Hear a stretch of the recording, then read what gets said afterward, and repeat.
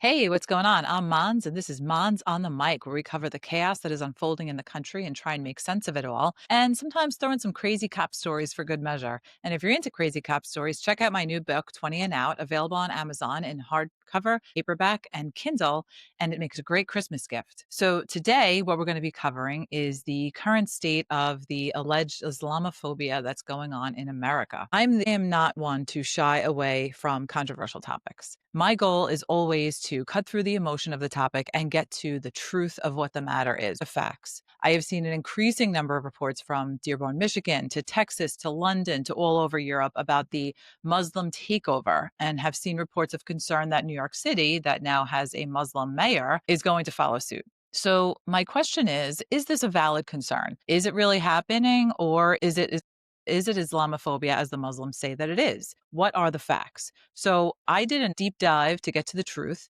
And in order to actually understand Islam, for those of us who aren't well versed in the religion and only know the we've seen on the news, we have to understand the history, its origins, how it expanded, and then we can understand where the religion itself is planning on going. So it's going to be a little bit of a history lesson, but I'm going to try and make it interesting for you all so that you can understand, because if we don't understand where it comes from, we can't possibly understand the tenets of it and where it plans on going. So let's dive in. So first, we're going to start with the beginning of Islam. Where did the religion come from? Well, we're going to go all the way back really quickly to the Old Testament, to Abraham and Sarah. So they wanted to have a kid. Sarah couldn't have a kid. Supposedly, she's like 100 something years old, and she's like, I can't have a kid. This is horrible. This is all we want. They're praying to God for a child.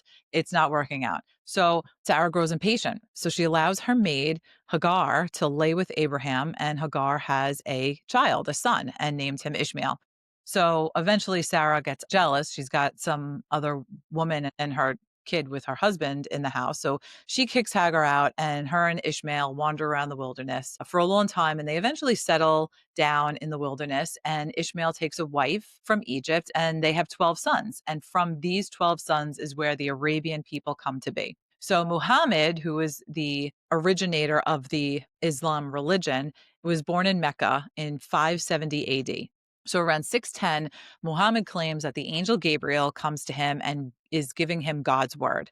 So he repeats God's word to his followers, who write it down. And from the teachings of that is where the Quran comes from. The teachings were revealed over the course of 23 years until Muhammad's death. So Muhammad is preaching in Mecca, and a lot of the people that he spoke to go to Medina, which is another nearby city, and they converted people over there. So this was ongoing for a while. Mecca, by the way, was a pagan society at the time. They didn't want the teachings of monotheism because it puts God first and not the tribes first, which is what the entire economic system of Mecca was based on at the time. The Quraysh people, which were the people who lived in Mecca, tried to compromise with Muhammad, but he refused, which they felt meant he can't be controlled. So the early followers of Muhammad were the poor people, the slaves, the women, the young people. The Quraysh would sacrifice babies by burying them alive, and they would torture, beat, and imprison the early followers of Muhammad.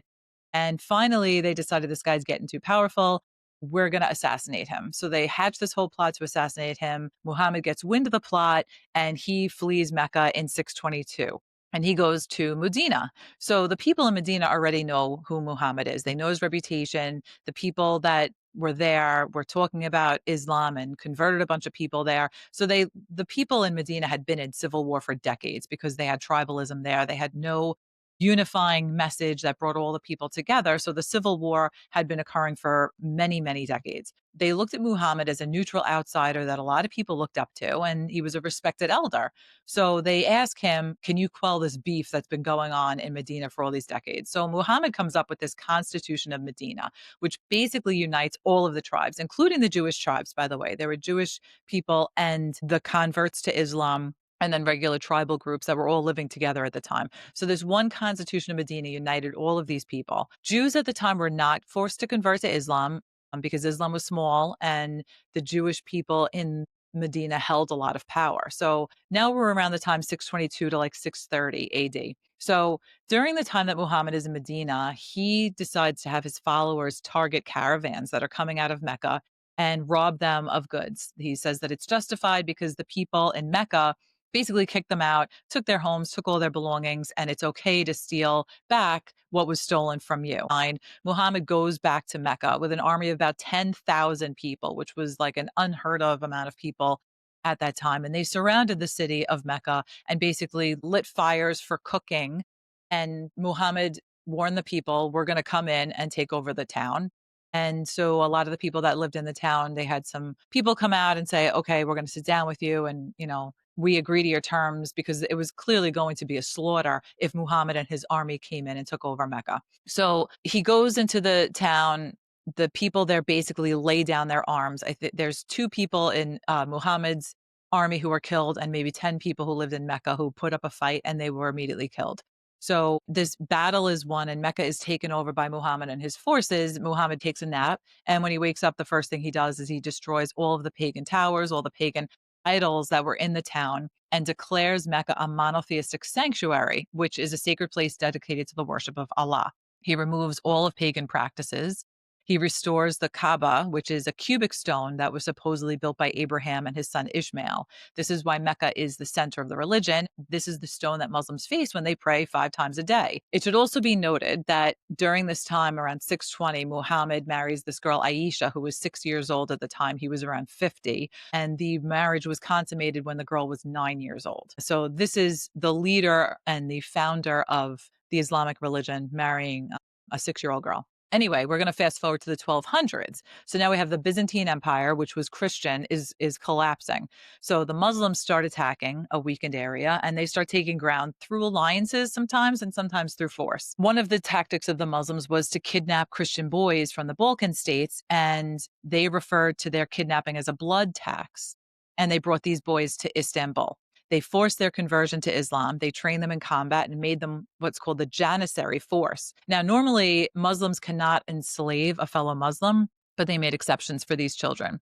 So the Janissary force was a very powerful, very feared force. It eventually gets disbanded in like 1826, but until then, they go on and conquer huge swaths of land from Asia to North Africa to Turkey, which was, if you remember back in your history lessons in elementary school, where the Silk Road was. Remember Marco Polo and this trade on the Silk Road? Well, the Silk Road was well underway at this time and was very lucrative for all the people involved, including the people who were living in Europe and Asia. The Muslims would raid the caravans, they would steal the goods, or they would demand high taxes to be paid for the use of the roads going through their now conquered territory. And eventually, this led to the collapse of the Silk Road and was the cause for all of the people that went to look for a faster route to Asia, Christopher Columbus, and then the discovery of America. So the Byzantine Empire, as it was collapsing in Jerusalem, begged the church to help them, which led to the first of the Crusades. So you hear a lot about the Christian Crusades against the Muslims. Well, it was basically a call by the remaining people in the Byzantine Empire that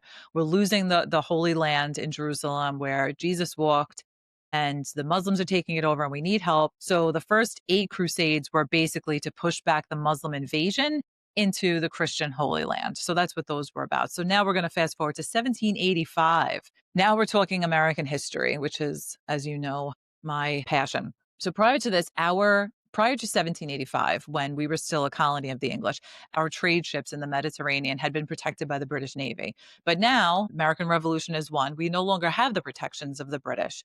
We're a new nation, and the Barbary pirates, which were different tribes of Muslim groups that controlled North Africa, began commandeering American ships and enslaving the sailors on board and taking whatever the goods were on those ships for themselves. So the sailors would be ransomed, or they would try and ransom the sailors. And if the sailors couldn't be ransomed, they were given hard labor where they would eventually die. So Washington and Adams paid tribute at first because a bunch of reasons. We had no real navy. We had no money to build a navy. And the British at the time were a bigger thorn on our side because they were doing the same thing. They were doing what's called impressing our soldiers, where they were attacking our ships, taking sailors, and mandating that they join the British military at the time. So because the Barbary pirates weren't as much of an issue as the British were, we kind of were just like, okay, we'll pay the tribute to you guys. Just leave our ships alone. Here's our safe passage money. And, we're good to go. So in July 1785, things started to change. The pirates captured two American ships, the Maria and the Dauphin, and they hold these sailors hostage. So 1786, Jefferson and Adams go over to Tripoli and they meet with the ambassador of Tripoli in North Africa to negotiate the release. And the new ambassador tells them that it's the Muslims' right and their duty under Islamic law to attack and enslave ships of nations that were non Muslim. Allah gave the Muslims the right to make war on non Muslims, and capturing Christian ships was a long-standing practice.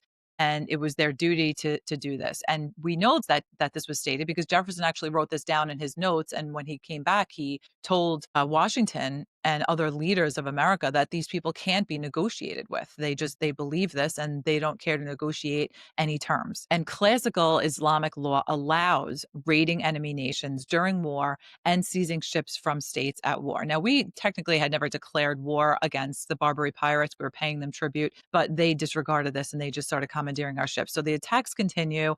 And by 1793, 11 American ships have been captured and over 100 sailors taken as slaves. The tributes also become insanely expensive and unaffordable. Thomas Jefferson gets into office and he's like, okay, I'm done with this. And we're going to stop paying these tributes and we need to build more ships and fight the Barbary pirates. What our Congress did was they authorized the building of ships for the Navy only to be accompanying our trading ships. So the trading ships were attacked, that our Navy would protect them. There was no intention of at that time going to war with the Barbary pirates or declaring war on them. It was just simply to protect our trade ships, similar to what happens now off the coast of Somalia, where we have the military ships protecting the ships that go back and forth with oil and other goods. So, an interesting side note, the term leatherneck comes from the whole Barbary pirate incident.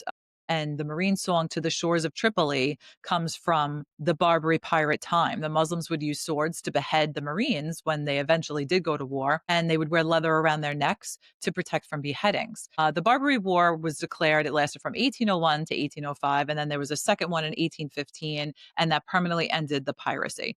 So the history of Islam is that it starts small.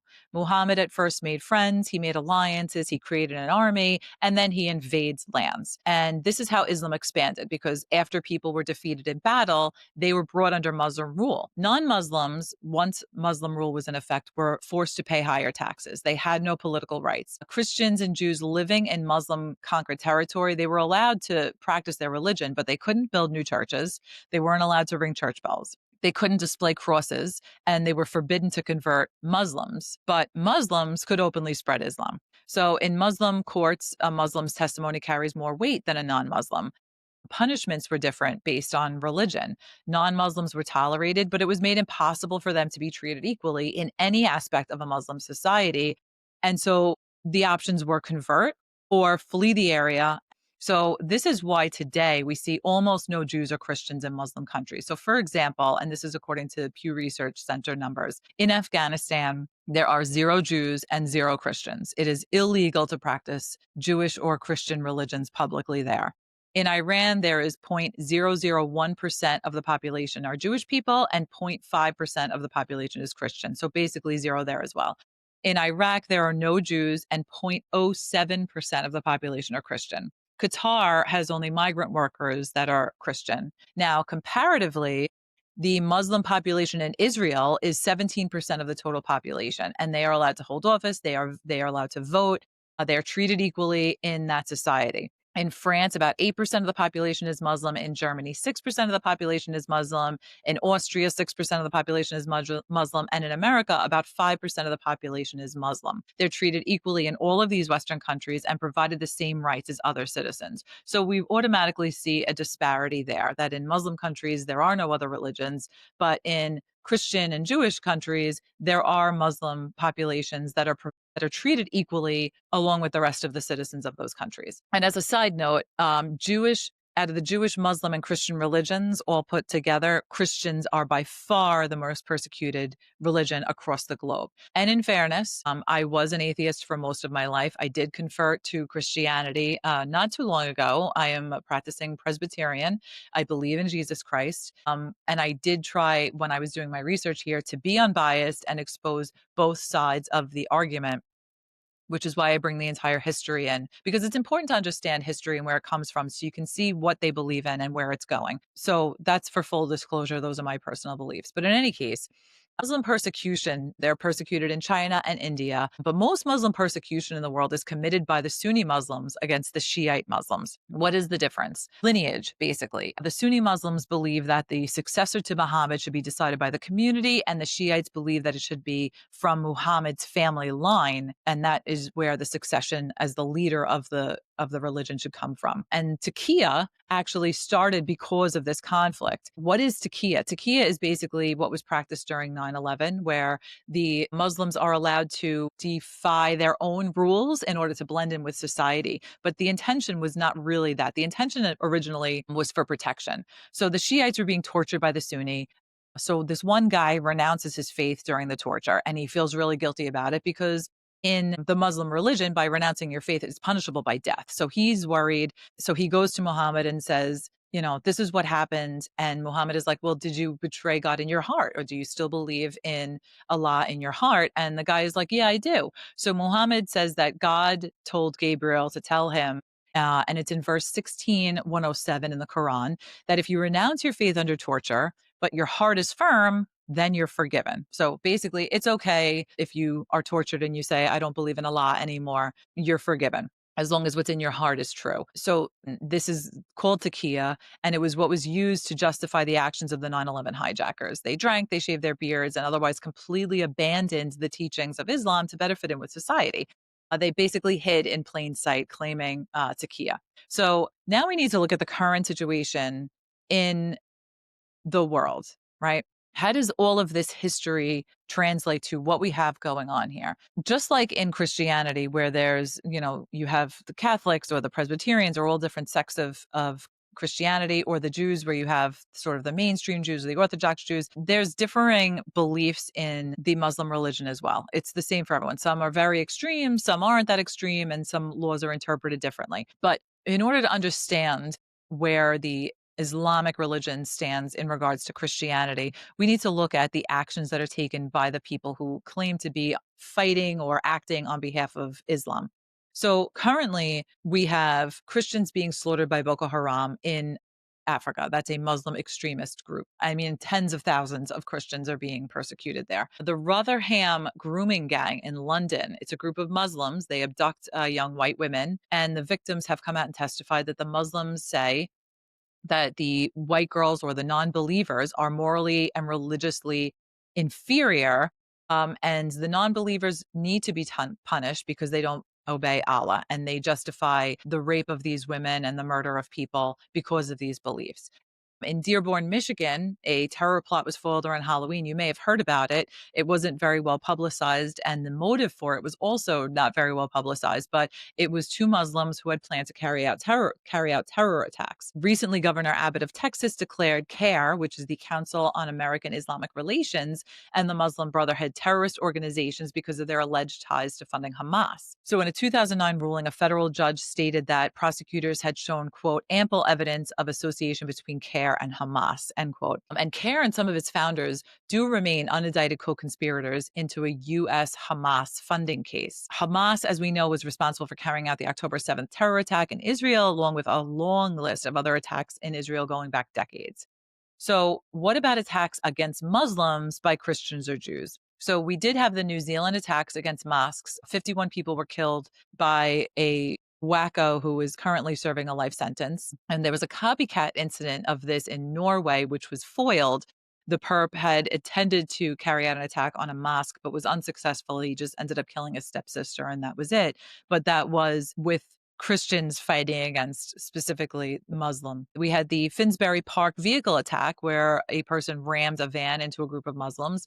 And around 9/11 or shortly thereafter, there were a lot of reports of smaller attacks against mosques or threats against people. There was no murders in regards to it or anything like that. It was more of harassment that had been going on because Muslims had attacked our country and killed about 3,000 of our citizens. Why do we find such an overwhelming number of Muslim extremist or just Muslim attacks against Christians, and not so much Christian or even Jewish attacks against Muslims? I'm not going to get into the whole Israel Gaza thing because that's a totally different story. And there's a lot of other things that affect that whole battle. So we're just going to specifically stick with this. So when you look at the Quran, there's one rule in the Quran, chapter 9, verse 5, and it states, kill the idolaters wherever you find them and take them prisoners and beleaguer them and lie in wait for them at every place of ambush. Another verse revealed to Muhammad when he was at war was Surah 929, which states, fight those who do not believe in Allah and who do not consider unlawful what Allah and his messenger have made unlawful and who do not acknowledge the religion of truth until they pay the jizya, which is a tax, with willing submission and feel themselves subdued. Now, contrarily, the Bible or the New Testament, which is what Christianity is based on, does not order believers to kill non-believers. The term infidel, which translates to those without faith, is used twice in Old English translations, which is in 2 Corinthians and 1 Timothy. And in these instances, it refers to those outside the Christian faith or those who deny core tenets of it. It describes a spiritual state, not a group to be targeted. The New Testament, which is what Christians believe in and follow, emphasizes a love for all people, including your enemies. There's even a verse that says, if you slap me on one cheek, offer the other cheek, is what Jesus taught. It instructs believers to persuade unbelievers through compassion and sharing the gospel, not by force, not by violence, not by threats, not by intimidation. Jesus specifically advocates for peace and forbids murder. And you can find passages of this in the book of Romans and the book of Matthew. He also did not mandate non-believers to pay a tax until they were forced into believing. And the New Testament teaches that believing in Christ is a choice that a person makes from their own free will. You can believe or you don't believe, but you don't conquer other lands and force people through duress to submit. Jesus also didn't order his followers to invade territory like Muhammad did in the beginning, to steal from caravans or allow for polygamy, which Islam does. The Quran allows up to 4 wives if the man can afford to take care of them. Jesus taught that homosexuality is wrong, but Christians are directed to pray for those people. In Islam, it's forbidden. And in many places, the punishment for homosexuality is death. In Islam, the faith is their government. Sharia law is the Islamic legal system that gives guidance on personal and public law.